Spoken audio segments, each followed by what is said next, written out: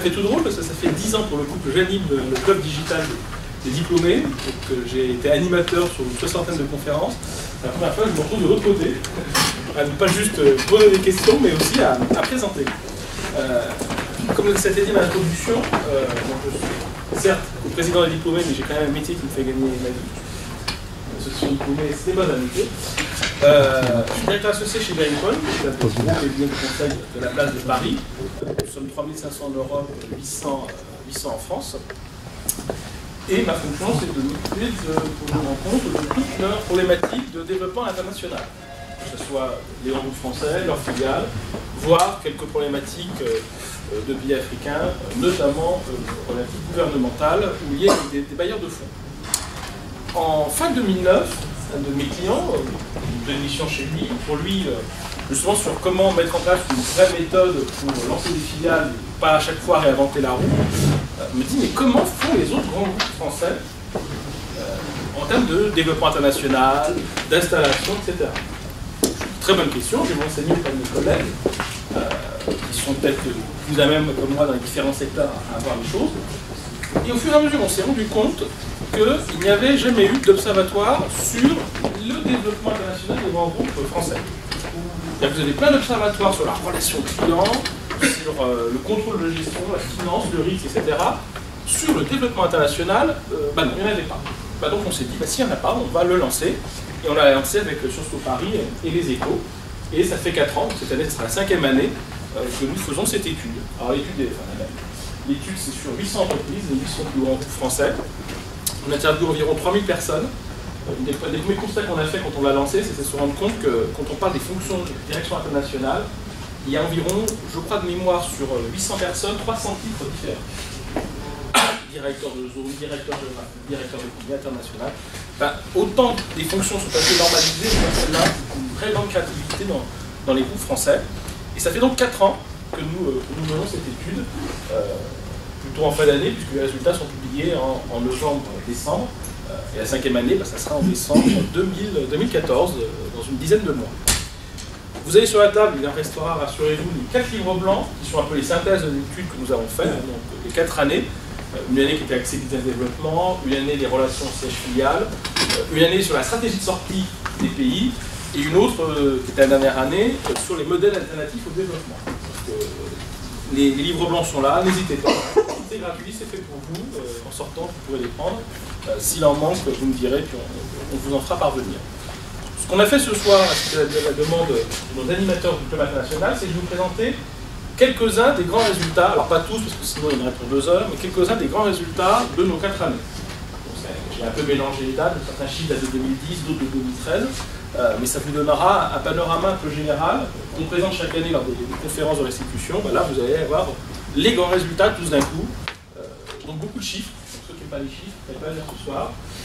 Et puis j'essaierai de ne pas faire les 2h30 que m'avait demandé Nicolas et Étienne, mais de faire plus court, parce qu'il pourra laisser place à quelques échanges en fin de réunion. Et puis si la technologie marche, je vous passerai également un petit film de 10 minutes qui est un extrait des conférences qu'on menait.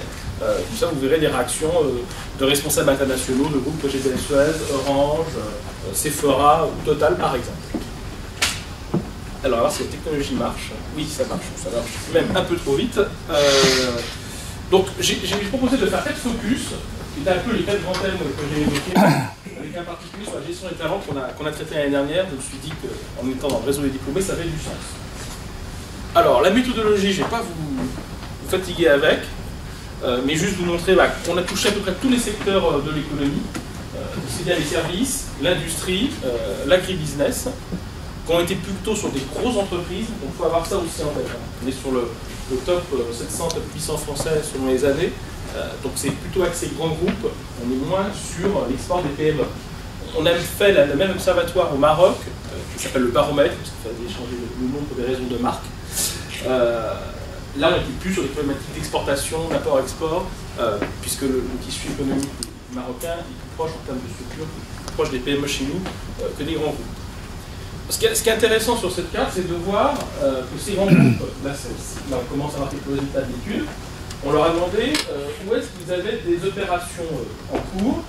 On avait subdivisé le monde, alors pas par pays, parce que ça a été un peu compliqué, mais par grandes zones, donc ça c'est des codes couleurs. Et ce qui est assez marquant, c'est que si je mets de côté le cas d'Australie, toutes les zones étaient citées au moins une fois sur deux. C'est-à-dire que bien sûr, vous avez les zones avec forte concentration, hein, l'Europe, c'est normal, l'Amérique du Nord, et puis la zone Chine, quand même à 78%, mais toutes les autres, Afrique, Amérique latine, sont à plus de 50%, 49%. Ce qui montre bien la question internationale, aujourd'hui, les hauts français, peut-être contrairement à quelques idées reçues, ont une vraie logique de présence mondiale. Une des questions qu'on avait posées une année, c'est peut-être la question de pays que vous regardez. Alors ce qui est assez intéressant, c'est qu'évidemment, quand on cite les pays individuellement, c'est les briques, les fameux briques, alors qu'en soi, cet terme médiatique n'a aucune signification en termes économiques ou business, je peux dire que c'est des grands pays. C'est clairement eux qui arrivent largement en tête, hein, Chine, Brésil, Inde, Russie. Notez que juste après, on retrouve plutôt des pays européens ou les États-Unis dans ce classement. Par contre, la bonne nouvelle, c'est que les entreprises françaises ne regardent pas que les briques, et heureusement. 4 sur 10 nous citent ce qu'on appelle les CIVET. C'est pareil, c'est une appellation de nos amis journalistes. Hein, c'est Colombie, Indonésie, Vietnam, Éthiopie, Thaïlande, Afrique du Sud. Alors déjà, parce que certains classent Afrique du Sud dans les BRICS, ou pas d'autres, voilà. Donc, il y a des citations. Encore une fois, soyons clairs, hein, tout le monde, c'est un américain qui vous présente, est-ce que le mot brique, vous le verrez dans un des livres blancs, a un sens pour vous en termes de business? 90% des groupes vous disent non, ça n'a aucun sens. Je n'ai pas trouvé d'entreprise qui avait la direction brique et développement. Donc encore une fois, c'est vraiment une acceptation plutôt médiatique qu'autre chose. Autre point intéressant, c'est que 20% envisagent d'investir l'an prochain, donc c'était en 2013, donc en 2014 en Afrique. C'est important parce que si on compare le mot brique sans l'Afrique du Sud, les pas de pays africains, or aujourd'hui vous avez quand même une entreprise sur 5 qui regarde ce continent. On y reviendra en détail. Alors le premier thème, c'est celui sur le business développement, je dirais du cycle comment je rentre dans un pays à comment je sors. Alors ce résultat est intéressant parce que quand on fait des observatoires chez Bearing Point, on en fait une dizaine, le classique, hein, relations clients, contrôle de gestion, développement durable, gestion du risque. Et une question qu'on se pose systématiquement, c'est est-ce que le sujet dont on parle est votre priorité stratégique numéro 1, la deuxième, la troisième, le top 5, si vous ne l'avez pas. Et généralement, quand on regarde est-ce que c'est une de vos 3 priorités stratégiques, on est, selon les sujets, entre 30 et 50% des gens qui vous disent c'est une de vos 3 priorités stratégiques. Là, on est à 90%. Sur les 10 observatoires que l'on fait, c'est le seul où on a une réponse de ce type, où 90% des interrogés, et sachant donc, nous disent c'est une de nos 3 priorités stratégiques. On a généralement un taux 2 fois inférieur, ce qui montre qu'on est véritablement sur une question aujourd'hui clé, et avec un phénomène intéressant, c'est que non seulement les répondants nous disent depuis 2008, depuis la crise, ça fait 5 ans qu'on est en crise, ça n'a fait que renforcer le développement international. Le soleil est peut-être plus lumineux, le ciel est plus bleu ailleurs. Très clairement, ça c'est 3 quarts des entreprises nous disent ça n'a fait que renforcer le fait d'aller hors de France, voire en Europe. Et surtout, c'est très intéressant, c'est ce résultat. On avait eu en 2010, il y a déjà 4 ans, 3 ans et demi, quel est le scénario le plus défavorable pour vous? Eh bien, les 2 tiers quasiment des entreprises disent, en termes de développement international, le pire scénario, c'est de ne pas faire. Mieux vaut une tentative de se lancer dans un pays et échouer, ça fait partie du risque, que de laisser tomber l'occasion que de rater. Dans les intervenants, on avait eu le directeur de risque un jour d'un grand groupe français qui était Renault, et qui nous disait que si on regardait sur les 4 dernières années, le plus grand regret, c'était de ne pas être allé au Mexique. Ils avaient fait une analyse du risque très précise sur faut-il ou non ouvrir une usine au Mexique, donc c'est pas juste vendre des voitures, c'est une usine, une production, etc. Et la conclusion avait été, pour diverses raisons, géopolitiques, financières, économiques, c'est trop risqué, on n'y va pas. Et une de leurs analyses, c'était en plus le problème, c'est qu'au Mexique c'est du peso, la monnaie est super fluctuante, donc c'est dangereux. Et c'est une autre grande marque, plutôt d'origine asiatique, qui est allée, et qui a fait son usine la plus rentable du monde. Et pour une raison très simple, c'est qu'en fait, Renault avait fait la bonne analyse, sauf le dernier chaînon, et que les autres ont fait, c'était de dire bah, si le peso s'effondre, c'est une excellente nouvelle, parce que ça va baisser les coûts de la voiture. Or, Mexique, il y a l'ALENA, partenariat avec les États-Unis et le Canada. Donc si ça se produit, ce qui n'est pas le cas à l'époque, on va pouvoir inonder depuis le Mexique, les États-Unis et le Canada, et c'est ce qui s'est produit. Et finalement, pour Renault, ils sont pris très clairement ici, exactement, de ne pas faire. Ils se sont dit après coup, on a raté une superbe occasion de se développer sur le continent américain, qui a été vraiment la grande occasion. Et je trouve que ce chiffre est assez important parce que dans un milieu, dans un univers ou un temps plutôt de crise, plutôt où on est très regardant, on en parle tout à l'heure sur les investissements, que 6 répondants sur 10, qui sont plutôt des niveaux direction générale, direction opérationnelle en dessous, nous disent finalement le plus grand risque c'est de ne pas faire. Ça montre qu'on est vraiment non seulement sur un sujet stratégique, mais un sujet où les entreprises se disent on est prêt à prendre un peu de risque. Alors évidemment, on leur a demandé, quand vous allez prendre la décision, donc là on est vraiment au tout début du cycle, d'aller dans un nouveau pays, ouvrir dans un pays que vous ne connaissez pas, qu'est-ce que vous regardez? Le critère numéro 1, malgré tout ça ne vous surprendra pas, un retour vite aux réalités, c'est le retour sur investissement. Là on est en amont, on a la capacité de démontrer que si on investit sur l'ouverture d'une usine, d'une franchise, d'une boutique, etc., très clairement, c'est plus la moitié des cas, nous cite en numéro 1, le retour sur investissement. Ce qui est intéressant, c'est que l'analyse du risque, certes, a un taux de citation assez élevé, c'est dans 50% des cas, les 2 premiers critères cités, mais au final, quand on regarde les critères de niveau 1, juste après le retour sur investissement, c'est une sorte de logique stratégique, c'est avoir une certaine logique, un renforcement de la présence géographique. Je suis dans un pays, n'importe quoi au Maroc, c'est pertinent d'être aussi en Tunisie ou en Algérie, je suis au Gabon, c'est pertinent d'être au Congo-Brazzaville. Donc, ce qui est aussi important, parce qu'on s'attendait à ce qu'il soit un petit peu moins bas, un petit peu plus bas, pardon, et finalement, on se rend compte que dans une prise de décision, certes, le ROI demeure l'élément financier clé, évidemment, on parle d'investissement dans ces questions-là, mais la dimension de la pertinence du footprint géographique arrive très haut dans les critères de décision. Dans les autres analyses qu'on a pu faire, c'est de dire, bon, certes, dans vos critères, regardez les ROI, le footprint géographique, mais grosso modo, c'est pourquoi l'international pour vous? Alors, je pense que tous ici, vous ne serez pas surpris. Je peux vous dire qu'à chaque fois qu'on fait cet observatoire, l'animateur c'est un journaliste. Les journalistes sont toujours un peu surpris, parce qu'eux, ils pensaient que c'était ça qu'on est plus à l'air. Pas du tout. L'international pour les entreprises, c'est bien entendu aller chercher de nouveaux marchés, un nouveau business. Si on additionne les deux, c'est-à-dire ici 35%, ici 45%, vous voyez le taux, et je dirais sans équivoque, l'international, c'est pas un structure dans certaines presses à moyen de délocaliser et d'aller baisser les coûts. Je ne dis pas que ce n'est pas le cas, c'est dans 10% des cas, dans 85% des cas, c'est aller chercher du nouveau business. Ça, il n'y a aucun état d'âme sur cette question.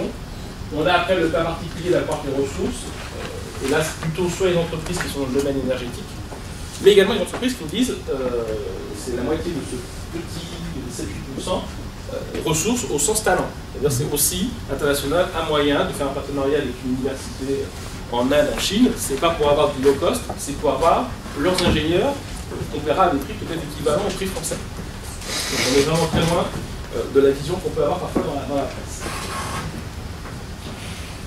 Un des grands sujets de complexité, ça c'est des retours qu'on a eu de nos études, c'est toute la partie, et ça c'est vraiment une problématique très forte des pays français, le passage de relais entre le business développement et l'opérationnel.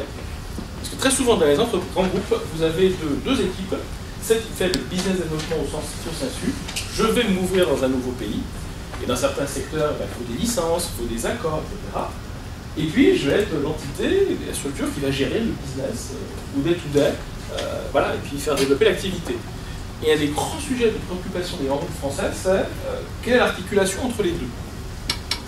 Et ça, je peux vous dire que beaucoup se posent très fréquemment la question, avec des effets de levier, je vais dans un type d'encart, je passe à l'autre.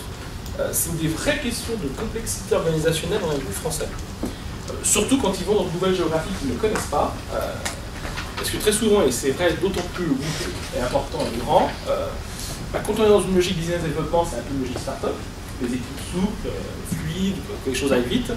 Et en face de ça, vous avez peut-être le grand groupe de 30 000, 50 000, 100 000, 200 000 personnes, avec toute sa puissance, c'est clair, mais aussi toute sa lourdeur administrative, en termes de procédure, de validation. Et très souvent, cette confrontation est une source d'échec.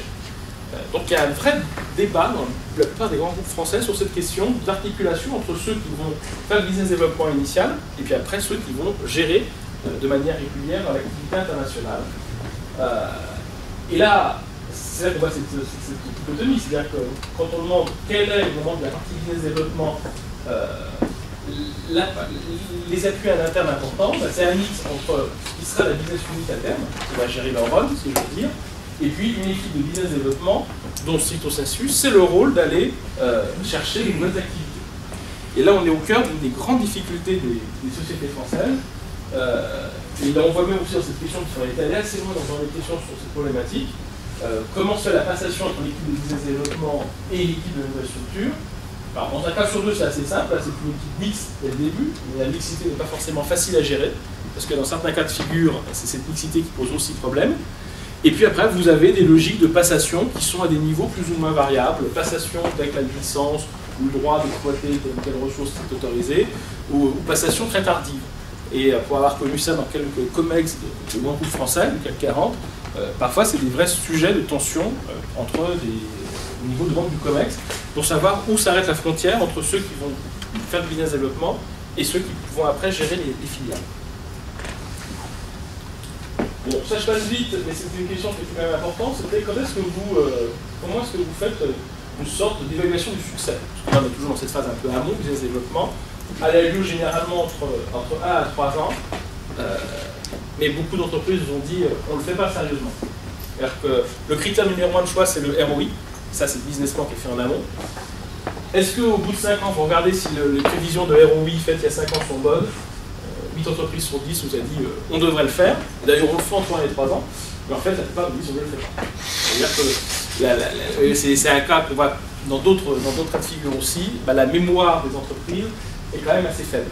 Alors, ce qui est parfois, peut-être tant mieux pour ceux qui avaient fait les projets au début, on ne va pas leur retaper dessus, ils ont fait partie à d'autres postes, mais c'est aussi une difficulté des entreprises, c'est-à-dire que si elles ont commis des erreurs dans l'appréciation du risque, de retour à investissement ou autre, bah, après, se corriger en apprenant de ces erreurs, bah, elles n'arrivent pas à le faire.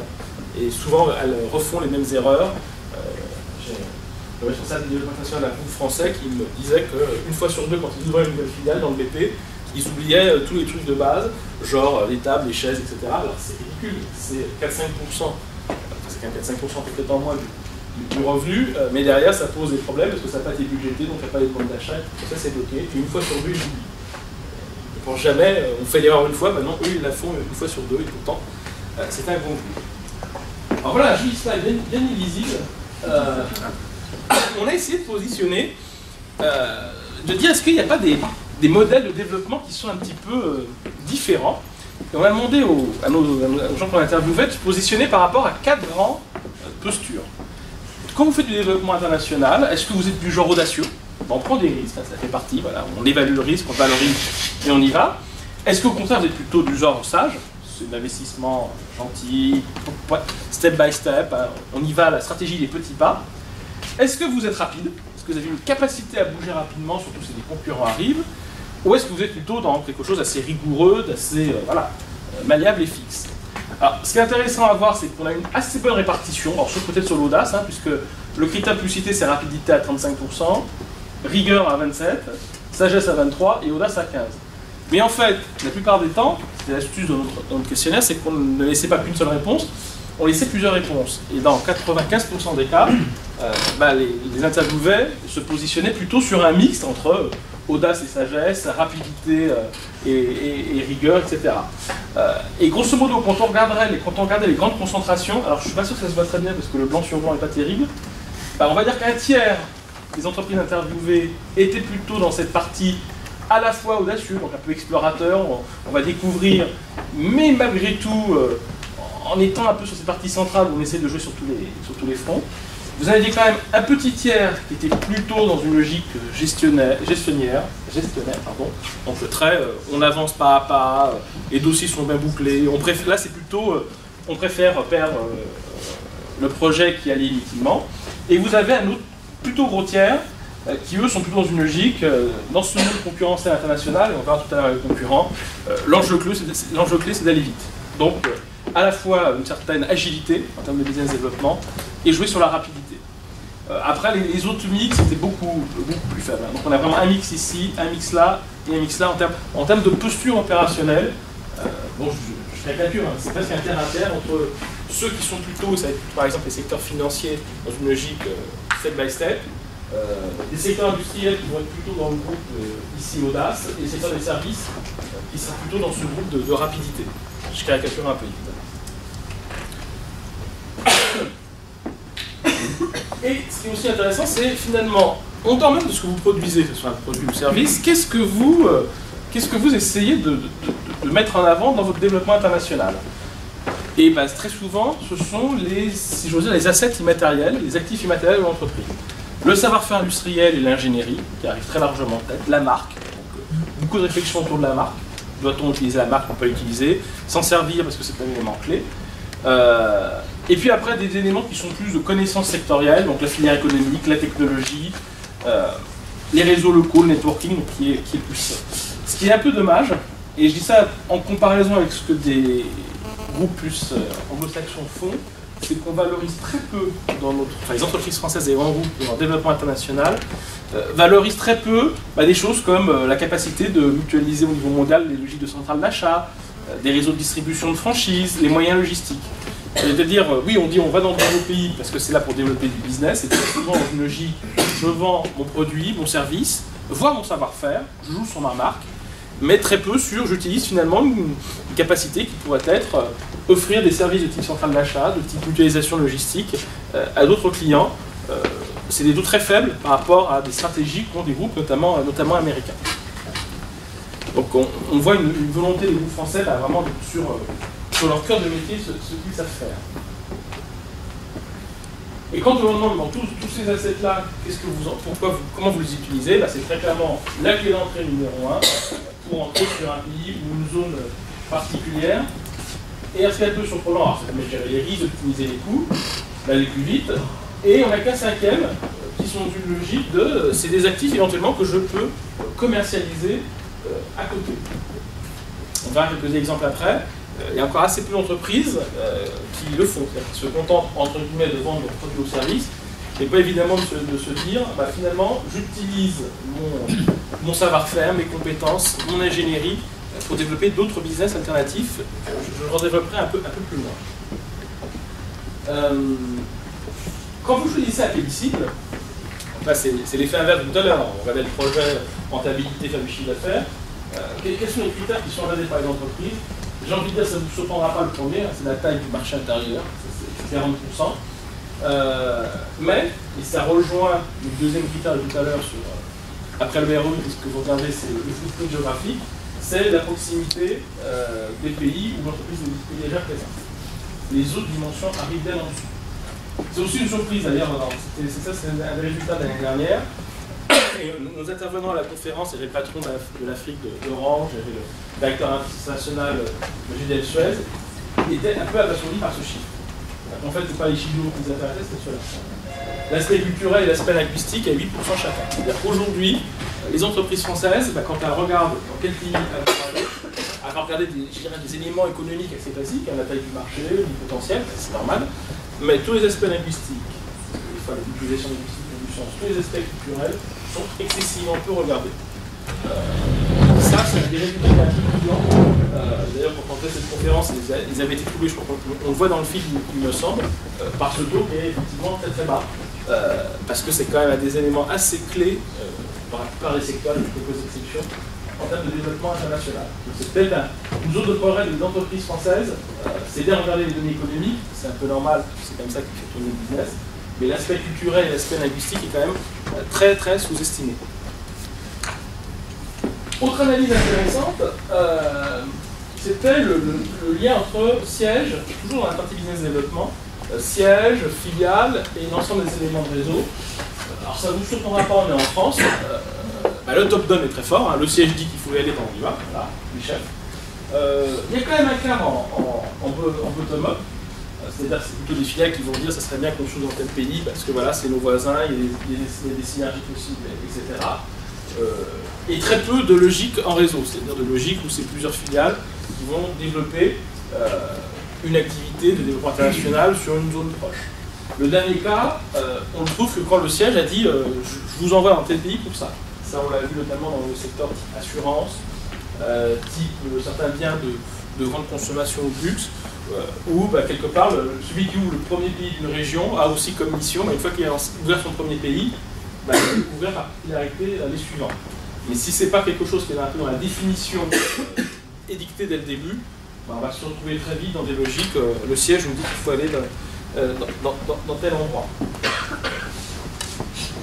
Et là, on retrouve un peu ce problème top-down et toujours cette ambiguïté pour les entreprises à gérer le business développement et après la gestion au quotidien des différentes filiales. C'est qu'on a un mix entre une équipe, toujours le business développement temporaire qui est au siège, qui vient du siège et qui va lancer la structure. Il y a aussi ce que j'ai appelé des entrepreneurs volants, c'est-à-dire environ 30% des cas, c'est des gens dont c'est le métier, ils font un pays, ils le lancent, après ils vont faire un pays, ils le lancent, etc. Et finalement, l'équipe qui porte à la fois le lancement, la gestion et la gouvernance, une fois que ça roule, c'est que dans 20% des cas. Donc on est énormément dans la logique du développement de groupe français, dans 8 cas sur 10, sur une logique, équipe un peu spécialisée, alors soit qui vient du siège, qui fait un coup, soit dans le métier. Encore une fois, ça montre bien ce qui est des grandes difficultés aujourd'hui des groupes, c'est l'articulation entre la partie business développement et la partie run, gestion au quotidien. Et qu'on retrouve aussi dans les chiffres expatriés, qui sont quand même assez élevés, avec gros niveau de... Alors c'est très très différent sur les secteurs. Il y a des secteurs où vous restez à 70% expatriés 10 ans après, et d'autres où au bout d'un an vous tombez à moins de 20%, indépendamment des obligations juridiques locales et des pays, j'en prends un au hasard que je connais bien qui est l'Angola, où de toute façon légalement, très vite vous devez avoir quasiment plus aucun expatrié. Mais on voit qu'il y a encore en France une logique où c'est vraiment sous contrôle quand on va à l'étranger. Autant vous dire, quand on regarde dans le détail sur les fonctions, quand on est dans les directions financières ou directions du contrôle de gestion, là le taux d'expatriés explose littéralement.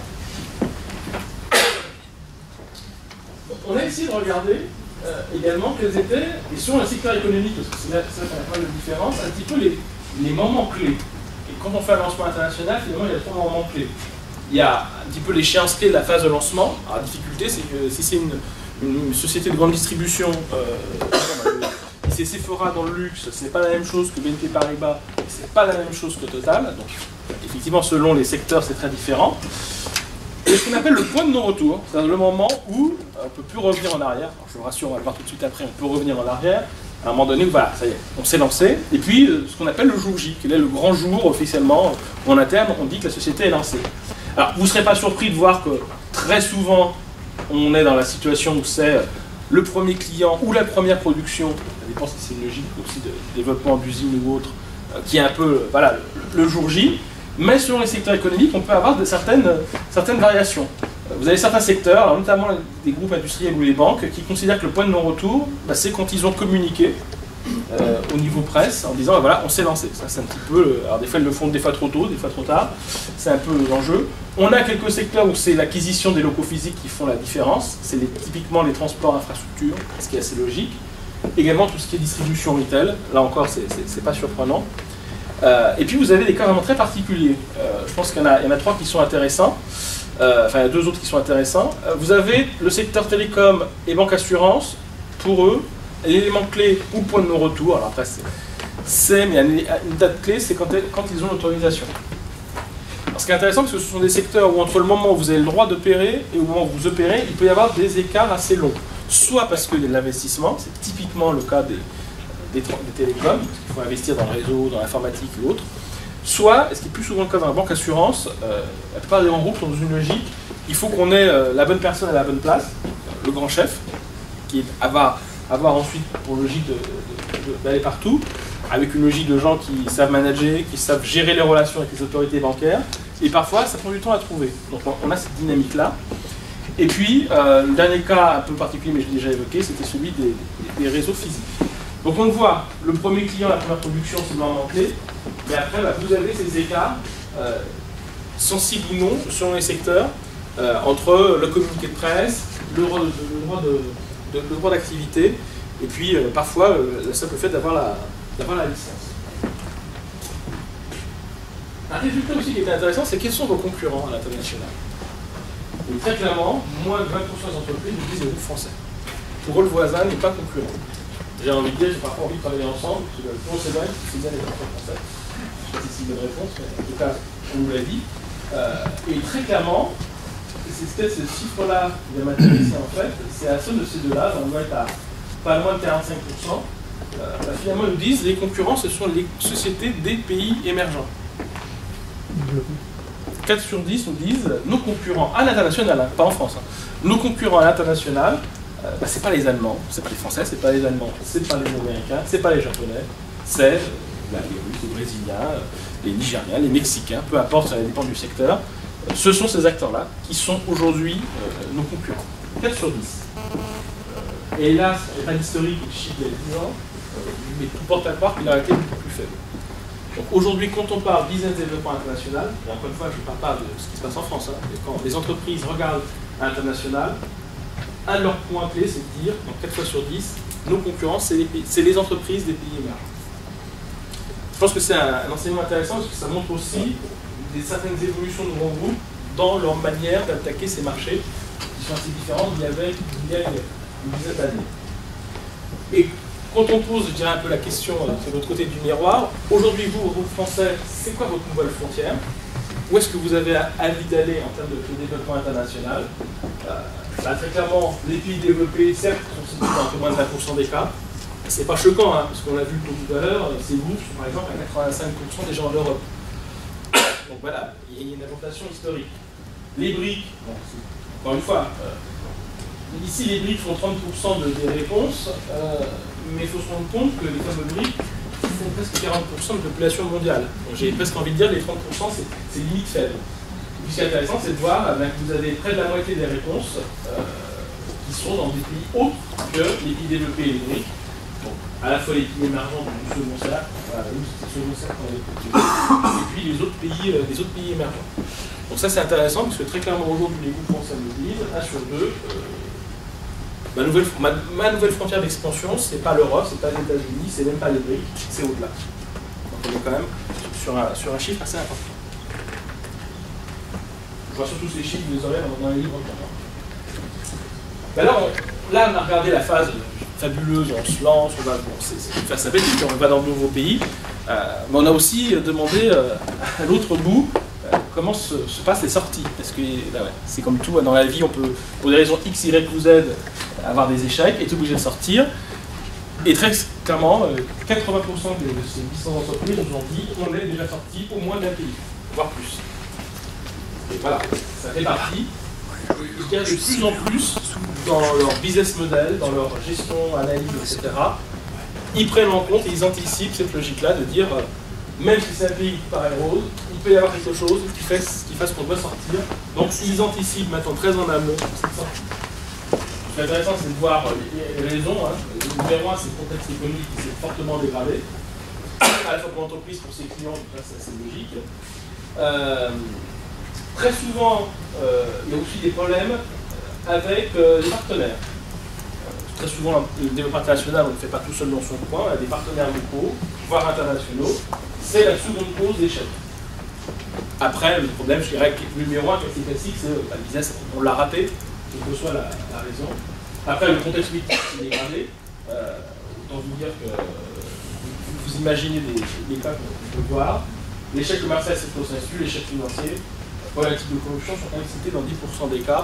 On avait demandé fin 2012 s'il y avait des entreprises françaises qui étaient sorties d'un des pays d'Afrique du Nord à cause du printemps arabe. 97% nous ont dit non. On dit oui, on a dû sortir d'un pays. D'ailleurs, très souvent c'était le même. Mais très clairement, voilà, les causes géopolitiques sont importantes. Elles sont citées près de 15% des cas, mais elles sont quand même très loin derrière le contexte économique dégradé et surtout l'échec du partenaire, ou du partenariat ou de l'alliance pour aller dans ces pays. C'est un élément important parce que ça, des fois, vous n'êtes pas entièrement prise responsable, ça, vous n'êtes pas non plus responsable. Bon, ça se débat. Par contre, ça, pour le coup, c'est la responsabilité directe de l'entreprise. Au-delà même du produit, au-delà du service, c'est la responsabilité directe de ceux qui font le business développement à l'international. Ça fait s'interroger. Je suis consultant, donc j'adore les matrices, c'est tout à fait compliqué, bien. On leur a quand même demandé, alors je vais vous le faire en différents niveaux de lecture, le niveau macro et puis le niveau plus détaillé. On leur a demandé, est-ce que pour vous, quand vous êtes sortis des pays, ça a été un coup au global, quand vous faites le bilan? Est-ce que ça a été positif ou négatif? Dans 62% des cas, ils nous disent que ça a été économiquement neutre. Au final, on a retrouvé nos petits, voire on a fait des bénéfices. À Sciences Po, il a fait intervenir Didier Lombard, qui était l'ancien président d'Orange, qui a raconté une anecdote, pourtant moi j'ai travaillé chez Orange il y a 15 ans et que j'avais oublié, c'est qu'Orange, France Télécom avait lancé China Mobile, c'est-à-dire le premier opérateur mobile chinois. C'est Orange qui l'a fait, c'est les Français. Et puis en 96-97, les Chinois ont vu que ça décollait. Donc ils sont allés voir Orange et ont dit bah, on va reprendre l'opérateur parce que ça marche. Par contre, et puis voilà, on est le gouvernement chinois, donc bien entendu, vous allez pas refuser. Mais ils leur ont fait un chèque royal. C'est-à-dire économiquement, ça a été une formidable opération pour le groupe. Bon, au final, s'ils l'avaient gardé, aujourd'hui, ils auraient 400 millions de clients en plus. C'est à réfléchir. Mais économiquement, la sortie du pays a été positive. Et puis, la deuxième question qu'on a posée, c'est la perception en interne. Est-ce que le fait de sortir, c'est un acte courageux, on arrête les erreurs, c'est un événement naturel, ça fait partie du jeu, ou alors, c'était la ligne d'en bas, c'est un échec. Ben là, c'est encore plus énorme. Alors après, vous allez me dire, c'est ceux qui travaillent là-dedans qui répondent ça. C'est le biais méthodologique. Les 85% nous disent, quand ça se produit, c'est soit un acte courageux de management, c'est soit un événement naturel. Et ce qui est important, c'est que l'événement naturel, c'est cité 2 fois sur 3. 2 fois sur 3, les gens nous disent, bah oui, sortir d'un pays, ça fait partie du jeu, ça fait partie de la vie. Et puis quoi, après on a fait le croisement entre les différents logiques. Ce qu'on se rend compte, c'est que la perception du pur échec avec le gouffre financier, c'est un cas très minoritaire. Donc les entreprises ont bien intégré le fait d'aller dans un pays, on risque d'en sortir, ça fait partie du jeu du business développement international, ce que je trouve est plutôt sain. Il faut accepter de prendre ce genre de risque. Alors on a fait la courbe du deuil. Donc, pour ceux qui connaissent la courbe du deuil, vous allez la retrouver. Les courbes du deuil de la sortie du pays. Ce qui est intéressant, c'est que souvent les entreprises aujourd'hui, en amont, quand on fait un business développement international, on sait qu'on risque de sortir, donc on l'anticipe. Et au moment où on prend la décision de sortir, on anticipe aussi qu'on peut revenir. C'est un point important. C'est-à-dire qu'un départ n'est jamais définitif. Alors cette courbe du deuil, quelques chiffres, parce que je n'ai pas pu mettre du détail, et voilà, 74% au moins ont quitté un pays. Le délai de sortie d'1 an et 8 mois, c'est pas je sors du jour au lendemain, c'est quand même des processus assez longs. Je ne sais pas si vous vous souvenez de quelques slides d'avant, la durée de lancement d'une activité, c'était entre 9 et 18 mois, donc c'est souvent plus long de partir que l'arrivée. 84% estiment que ce n'est pas un échec. 70% n'ont pas perdu d'argent. 76% envisagent un retour. 3 cas sur 4, c'est normal de revenir. Et plus de la moitié, 56%, l'ont déjà fait. C'est pas juste un jeu de pioche. Ont déjà fait un win-back, comme on dit, dans un pays. C'est intéressant parce que ça montre bien que cette logique de entrée-sortie s'anticipe à la fois en très en amont sur rentrer dans un pays, j'anticipe de sortie, et puis quand je sors, parce que là ça arrive, j'anticipe que je peux revenir, donc généralement j'insulte pas l'avenir. C'est le thème le plus long, je vous rassure, parce que sinon on a fait 4 heures, mais je pense que c'est aussi un des plus intéressants parce qu'il est au cœur de toutes ces tensions entre je m'installe dans un pays, j'y reste, je pars. Les relations sèche-filiales, vous aurez tout un livre en blanc dessus, je ne vais pas vous prendre les chiffres. Ce qui est intéressant, c'est qu'on a regardé quelles étaient les différentes structures que les grands groupes français privilégiaient pour leur développement. On est à mi-temps, c'est parfait. Pour leur développement international. C'est un peu la filiale sinon rien. Ça, en France, les grands groupes français aiment beaucoup les filiales. Il n'y a pas d'état d'âme. Alors, après, vous avez différentes logiques, filiales intégrées, majoritaires, minoritaires. Mais vous voyez, quand vous voyez les taux en rouge, jeune voiture, on est quand même très dans une logique de filiale. Avec 77% qui disent plus c'est intégré, plus j'ai la gouvernance, mieux c'est. Et puis après, vous avez les différents niveaux qui sont possibles de montage du véhicule juridique, de l'alliance commerciale, l'agent distributeur, la licence, la franchise. Je ne vais pas rentrer en détail, chacun a ses avantages et ses inconvénients, mais très clairement, il y a un vrai choix des entreprises françaises pour les filiales. Très souvent, indépendamment des aspects purement comptables de remontée de flux, et de logique de gouvernance. Quelques groupes français ayant des difficultés, c'est que dans un domaine ou dans une géographie donnée, ils ont parfois des filiales, souvent des filiales, mais avec des statuts différents. Majoritaire, minoritaire, minoritaire bloquant. Et ça, c'est une vraie difficulté de gestion. Après, notamment quand on veut mutualiser les éléments, faire des opérations de marque commune, c'est une vraie difficulté pour eux d'avoir différents formats. D'où une très grande volonté des entreprises françaises d'aller vers cette logique de filiale. Vous l'aurez dans le livre blanc parce que c'est pas facilement lisible.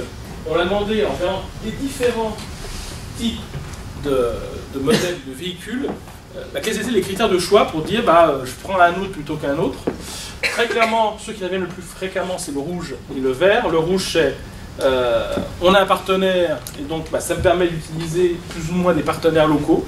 Donc plus je l'intègre dans ma démarche, donc c'est l'alliance commerciale par exemple, évidemment le poids du partenaire local est important. Et l'autre grand critère, c'est des choix d'organisation interne. C'est soit le partenaire, soit l'interne, qui sont un petit peu les critères ou ce qui permet la navigation dans ces différents modèles. Après, il y a des exceptions. Il est clair que quand il y a des avantages fiscaux, certaines des obligations légales, parce qu'il faut obligatoirement, je prends le cas de l'Algérie, un partenaire selon les cas 51% d'Algériens, dans d'autres cas c'est 70%. Alors on est un peu forcé. Mais sinon, les deux grands axes de décision, c'est comment j'intègre mon partenaire local qui va arriver, donc quelle est la structure la plus pertinente, et puis aussi des choix internes, parce qu'on n'autorise que tel ou tel type de business développement. Belle matrice de consultant, juste pour vous dire. Alors ça c'est pas nous, c'est un des bouquins stratégie internationale qui avait fait cette matrice qui était intéressante, c'était les différents types de véhicules franchisaux selon le niveau de contrôle et selon le niveau d'investissement. Ça se prend à personne entre une structure de franchise ou de portage, un niveau de contrôle, mais l'investissement aussi, c'est assez corrélé. Quand on voit une vente comme ça, c'est quand même une belle corrélation. C'est quand même moins engageant que tu as intégré. Par contre, c'est intéressant, c'est des petites flèches, c'est qu'on va demander à chacun selon leur choix. Bon, aujourd'hui vous êtes en licence, mais demain vous voudriez faire quoi? Alors, très souvent, les flèches vous indiquent les flux que les entreprises nous ont indiqués comme étant leur objectif interne. Et en ce cas, c'est frappant, c'est que toutes vont vers plus de contrôle, plus d'intégration. Et même quand on est dans une logique de simple bureau de représentation, le gros trait, c'est de l'entreprise finale, intégrée. Donc ça, c'est quand même assez marquant. Il y a une vraie volonté des entreprises, même quand elles sont pour des raisons ou de développement, d'engagement ou légal, sur des modèles les moins engageants, elles veulent toutes monter vers l'intégration maximale. Et encore une fois, quand on fait des verbatim, c'est que les chiffres, en fait, les données, c'est pas uniquement pour des raisons de consolidation comptable, c'est juste des raisons de gouvernance, de faire ce que je veux, de maîtrise de la marque. Parce que des fois, on a des gens qui ne connaissent pas, ça peut jouer sur la marque. Donc, une vraie volonté dans l'international d'avoir un vrai contrôle. Et quand on leur demande, et c'est différent le fait d'avoir différentes structures, différents véhicules, est-ce que c'est de l'opportunisme, c'est de la stratégie? Honnêtement, c'est plutôt du pragmatisme. On leur a introduit de cas de figure. Vous pouvez avoir des logiques, quand vous vous asseyez dans un pays, soit d'avoir plusieurs véhicules juridiques, une filiale, une franchise, etc. Certains l'ont. Et puis aussi une logique de phasage. C'est de dire, je commence par une licence, après j'aurai une franchise, après j'aurai une JV, après j'aurai une filiale. Presque la moitié des entreprises nous ont dit, nous c'est ni logique de localisation, ni de phasage. Voilà. Pour rentrer dans ce pays, il fallait avoir une structure juridique, c'est purement opportuniste, on a pris celle qui était le plus faisable par rapport à nos critères internes, par rapport au règlement local et par rapport à nos critères. Et il n'y a pas de logique d'en avoir plusieurs internes ou d'évolution, sauf si l'environnement le nécessite. Donc vraiment une logique opportuniste. Les entreprises qui nous disent non, c'est très sophistiqué, nous avons pensé à tout un mécanisme avec plusieurs véhicules qui vont évoluer dans le temps, dans 2 ans, dans 5 ans. C'est des cas, ça existe, mais qui sont assez rares. C'est que 15% des entreprises qui ont une vraie logique sur plusieurs années d'évolution des véhicules juridiques. Et puis en fait, l'autre 40% des cas, l'autre grosse partie, c'est plutôt une posture assez tactique, qui consiste à dire soit effectivement j'ai pas une logique de phasage, mais aujourd'hui j'ai plusieurs véhicules, et très souvent pour des raisons fiscales ou juridiques, ou géographiques aussi, ça peut jouer. Et puis vous avez un gros tel d'entreprises qui nous disent je ne peux pas cohabiter plusieurs véhicules, parce que c'est trop compliqué, etc. Par contre, oui, j'envisage à terme de le faire évoluer. Et le terme est souvent lié soit à l'évolution de l'environnement juridique et fiscal, ça compte aussi, soit à l'évolution du rôle du partenaire. Parfois, on met le partenaire important au début, puis après on fait une logique de dissolution. Donc, beaucoup de pragmatisme dans la manière de travailler sur ces véhicules juridiques au développement international, mais avec toujours cette toile de fond sur au pluriel. Plus c'est une filiale intégrée, mieux je me porte.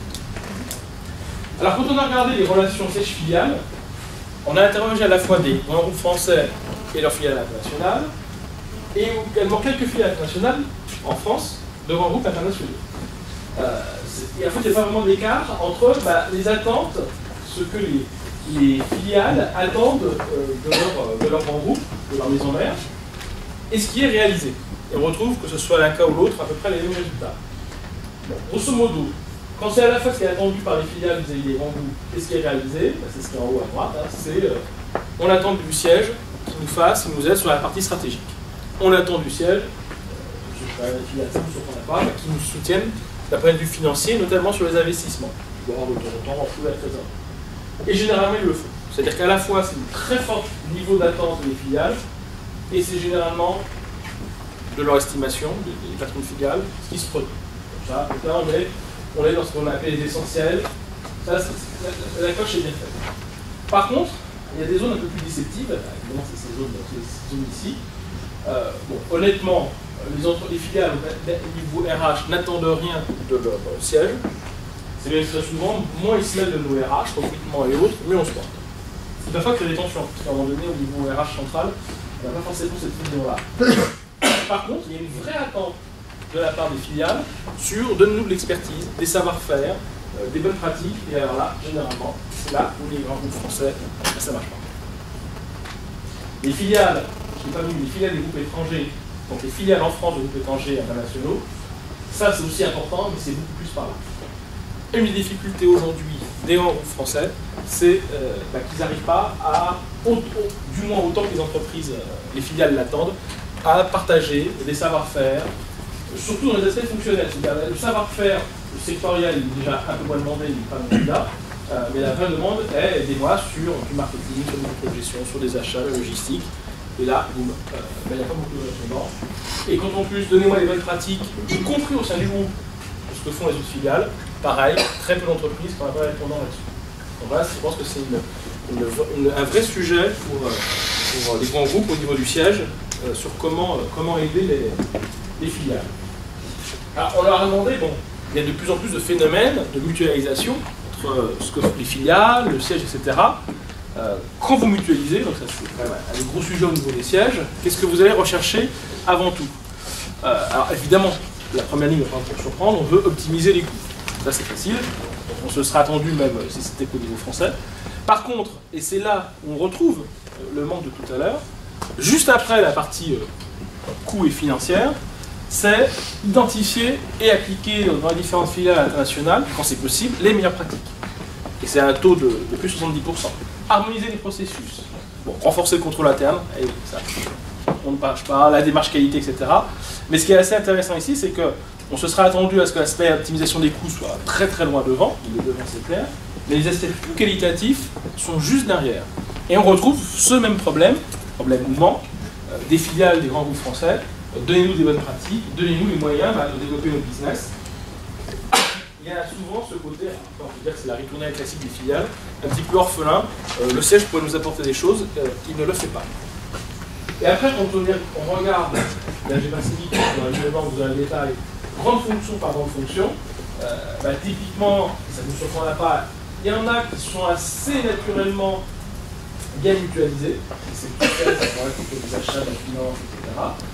Certaines qui restent encore très concentrées au siège social, les comptabilités, l'immobilier, les stations RH, et puis celles qui sont un peu plus, je dirais, en autonomie pour les filiales, là aussi ça ne nous surprendra pas, c'est les services clients, c'est la vente et la distribution, c'est toutes celles où on est face aux clients, et c'est normal que ce soit au niveau local, ne serait-ce que pour une raison plus bête, une raison de langue, quand on fait l'international, il y a évidemment plusieurs langues qui sont concernées.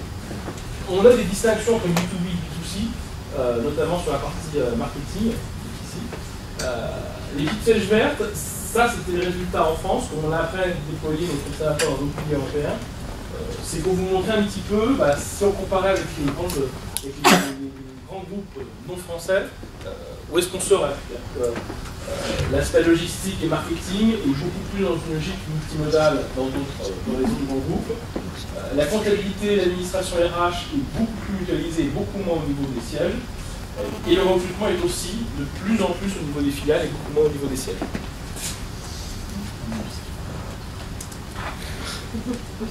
Non, mais je demandais qu'on me donne le timing, ça c'est impeccable. Et je suis bien.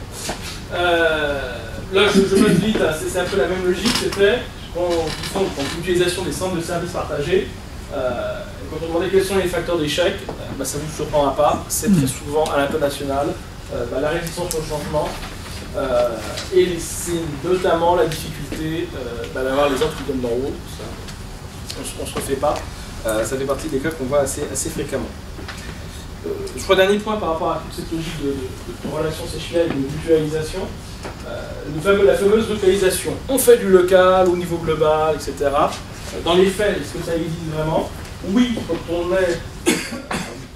quand on est sur des choses qui sont, je dirais, très centralisées, on se rend compte que le code couleur c'est rouge, très rouge, c'est très mondial.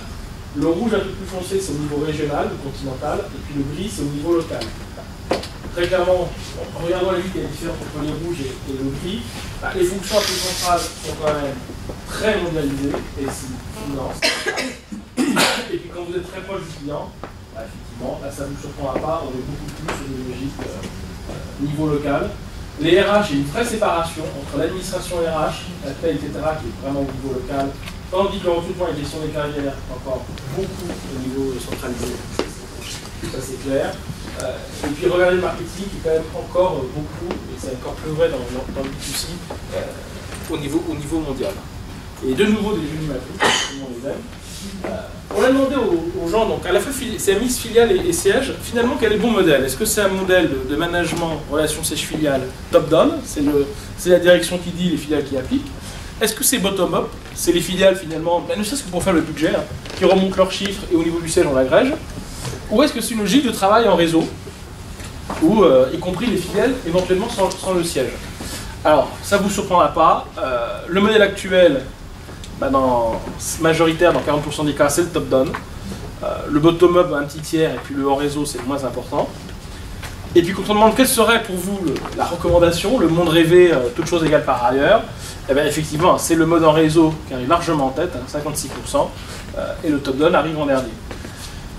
Cela dit, ce qui est aussi intéressant, c'est la diagonale. La diagonale, c'est 44%, donc presque un cas sur deux, avec des marges d'erreur. Un cas sur deux nous dit, non, on est content du système actuel. Il y a ceux qui sont en top-down qui sont contents, en bottom-up ils sont contents, en réseau ils sont contents. On a presque un cas sur deux des entreprises qui disent, on a des modes différents de management, relation siège-filiale, mais dans un cas sur deux, on est content. C'est vrai qu'en France, on a toujours tendance à mettre l'accent sur les gens qui ne sont pas d'accord, etc. Un responsable sur deux, quasiment, je vous ai dit, grosso modo, le mode tel qu'il est aujourd'hui est assez satisfaisant. Alors, les autres modèles. On a fait un focus sur deux cas particuliers, de modèles un peu alternatifs au développement. Le premier, c'est l'alliance. L'alliance, c'est pas la JV, c'est vraiment quelque chose très souvent de virtuel. Vous avez les grandes alliances internationales qui se sont constituées. Donc souvent d'ailleurs des formats associatifs, enfin très, très souples en termes de gouvernance, avec cette logique de dire c'est un moyen d'aller attaquer de nouveaux marchés. Et c'est aussi de plus en plus des alliances publiques-privées, donc voilà, des structures gouvernementales de Bercy ou autres, qui contribuent à ce genre d'alliance. Et c'est un bon moyen pour pallier un certain nombre de faiblesses des entreprises françaises, parce que voilà, quand on est tout seul, c'est plus dur à réaliser. Ça permet de mettre en place des synergies, de monter des vrais projets. C'est une bonne pratique française, parce que c'est souvent développé, qui se répand de plus en plus. Et notamment sous forme d'alliance entre des partenaires publics ou privés, et plutôt de bons résultats, toujours dans cette logique de souplesse. Alors après, quand on regarde quelles sont les difficultés, c'est l'effet inverse de la souplesse, c'est le conflit d'intérêts sur les objectifs, on n'a pas tous être d'accord avec les partenaires, on a eu des différends d'ordre culturel. Vous vous souvenez de mon 8% qui était regardé, le troisième réseau d'échec des alliances, qui dans 40% des cas, c'est des questions linguistiques et culturelles. C'est quand même pas une question secondaire et qu'il faut regarder assez tôt. Après les autres sont beaucoup plus limités. On en a deux, je dirais, c'est des questions très business et d'autres qui sont quand même des questions culturelles qu'il ne faut pas négliger. qui est aussi intéressant, c'est que ces clubs d'alliance se font beaucoup, on a un club développement durable dans les anciens, c'est un petit clin d'œil à ce club, se font beaucoup dans des domaines économiques qui ne sont pas forcément purement business. Quand on demande quand est-ce que vous faites des alliances, bon, un quart des cas c'est des alliances qu'on appelle business as usual, donc c'est vraiment des alliances commerciales. Pour vous en citer un secteur que je connais bien qui sont les télécoms, vous avez Deutsche Telekom, Orange, Telecom Italia et Telia Sonera, qui depuis 10 ans ont fait une alliance qui s'appelle FreeMove. En tant qu'il y a Free en France, ça fait rigoler. Mais qui est la réponse aux appels d'offres internationaux des grands groupes en télécom face à Vodafone, AT&T et NTT. Donc vous avez 3 opérateurs établis, un japonais, un américain et un anglais, et l'Europe continentale, ils ont fait une alliance totalement virtuelle. Il n'y a pas de salariés, pas d'employés, mais ils se mettent ensemble quand il y a besoin de répondre à des appels d'offres au sens classique. Vous avez beaucoup d'alliances dans le développement international autour de tout ce qui est RSE Fondation, mais c'est aussi, on l'avait vu dans les slides au début, un des moyens de rentrer dans un pays. Je fais un partenariat avec une université. C'est un moyen d'établir des relations, c'est un moyen aussi d'aller recruter des talents. Ce sera la dernière partie. Les enjeux, c'est aussi de recruter des talents locaux, et c'est très souvent le premier frein. Et puis après, vous avez le reste.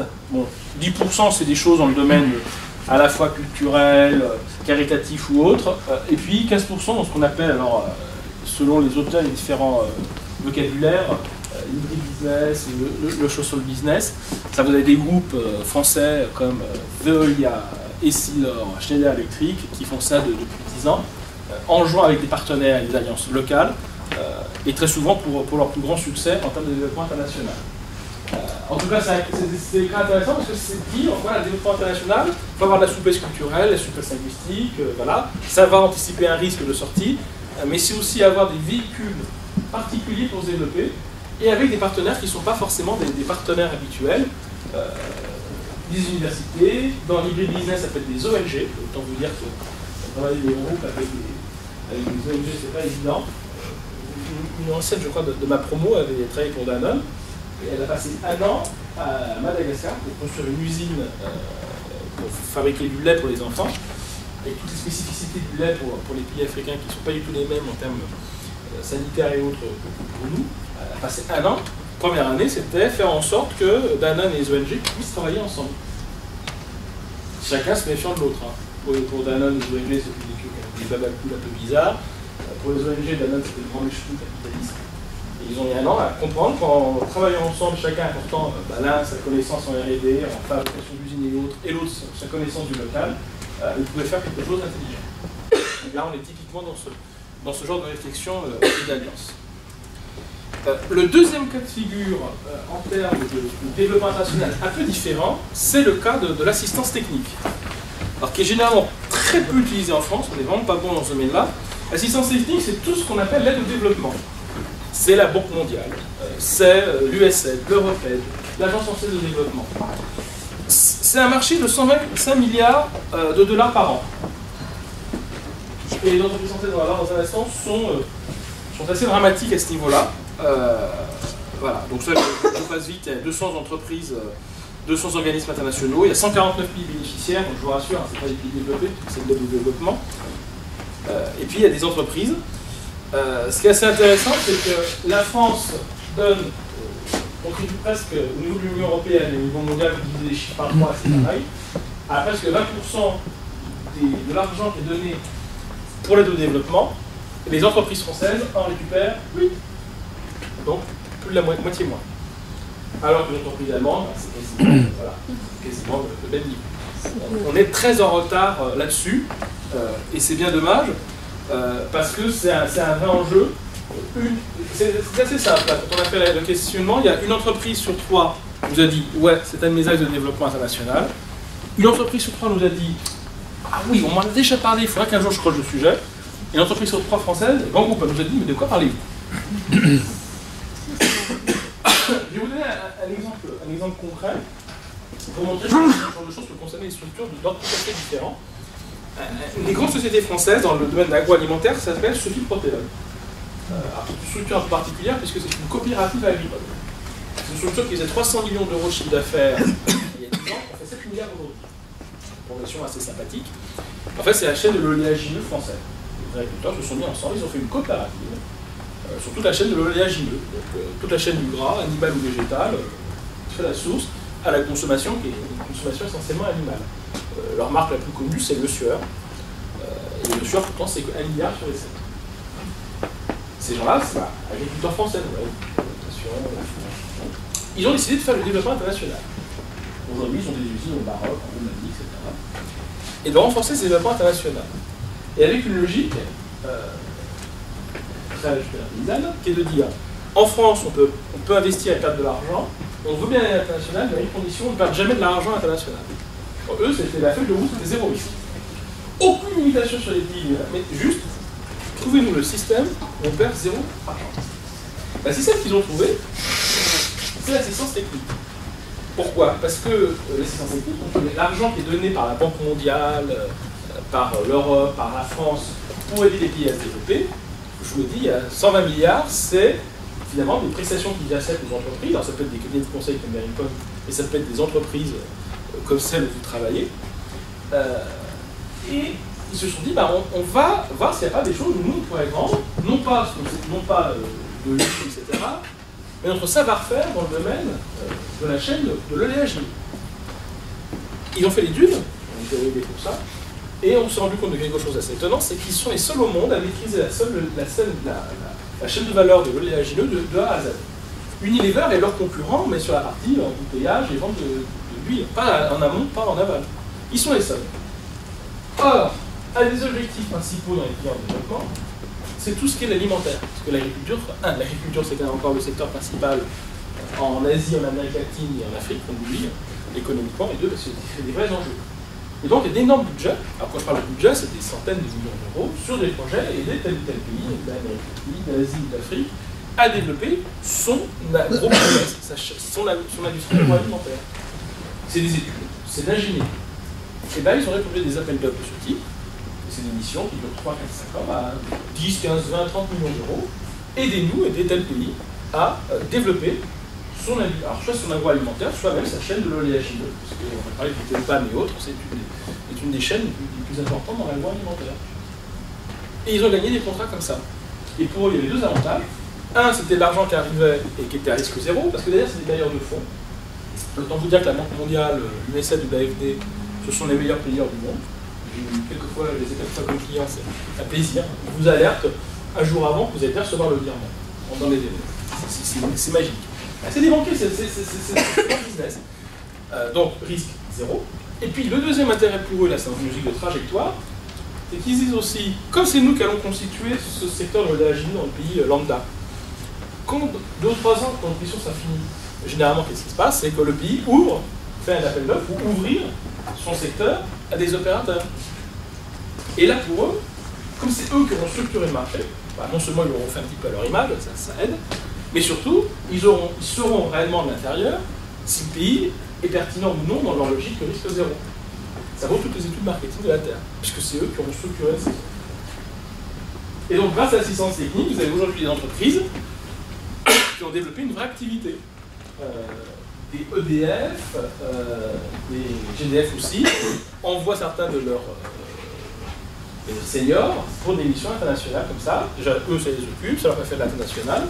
Et en plus, ça rapporte de l'argent. Parce que c'est des jobs à très bonne rentabilité. Donc voilà un autre exemple pour faire du business développement à l'international différemment. C'est pas forcément, quand c'est EDF, faire une centrale nucléaire, quand c'est Sofipotal, ouvrir une usine, c'est parfois juste, c'est déjà pas mal, vendre l'expertise, l'ingénierie, la connaissance d'un secteur, d'un domaine particulier.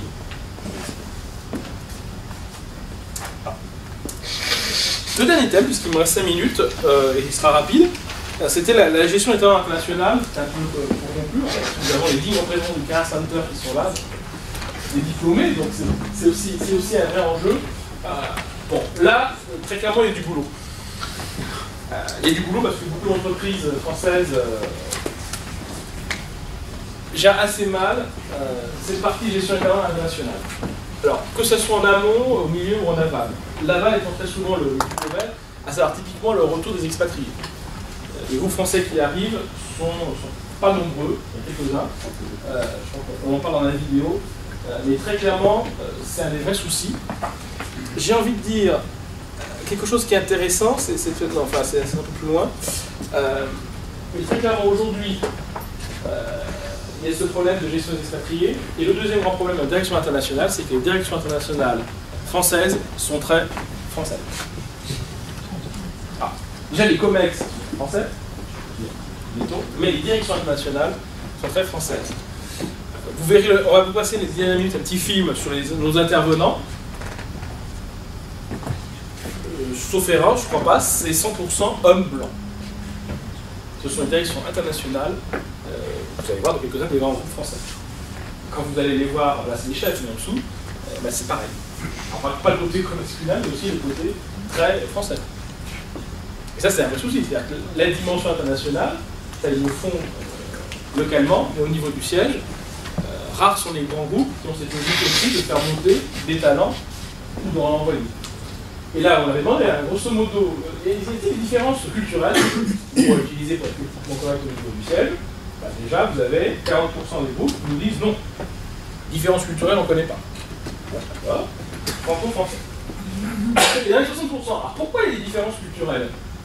Alors 37% nous disent ah bah ouais, parce qu'il y a des différences nationalités au siège. Alors ça peut être à tout niveau. Hein. Je crois que la maternelle qui fait les toilettes n'est pas française. Voilà, très bon.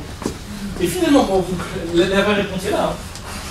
COMEX, c'est beau dire, bah, vous avez quand même un groupe sur 5 en France qui dit bah oui, j'ai de l'international, j'ai pas du français, ou dans mon COMEX, ou dans mes codes, ou dans les internationales. 1 sur 5. Moi qui travaille beaucoup avec ces gens-là, je peux vous dire, c'est contre les exceptions. Encore aujourd'hui. Je pense vite. Parce que c'est sur l'expatriation que vous aurez plein de choses dans le dernier livre blanc de cette année. Juste peut-être un petit peu plus intéressant. Alors l'expatriation est en train de baisser dans les grands groupes français. Hein. On nous dit on baisse le volant d'expatriés, et pas uniquement pour des raisons de coût, mais parce que finalement on a de plus en plus de bonne expertise au niveau local. Alors après vous avez des grosses différences géographiques. Le souci numéro 1 de l'Afrique, c'est des cadres moyens et supérieurs compétents. Ça, il y a des vrais problèmes en termes de bassin d'emploi. Et c'est un vrai sujet aujourd'hui, surtout quand vous avez quelques bassins d'emploi qui sont assez concentrés. Quand on demande quels sont les critères pour aller à l'international, je ne les laisse pas dans l'ordre, mais voilà, l'expatriation, c'est l'expertise métier qui est attendue. Pourquoi? Parce que très souvent, et ça renvoie aussi effectivement dans les filiales, ce qu'attendent les filiales, c'est apportez-nous des vraies compétences métiers. C'est ça dont on manque. Après, à la limite, que la personne soit un expert international, on s'en fiche.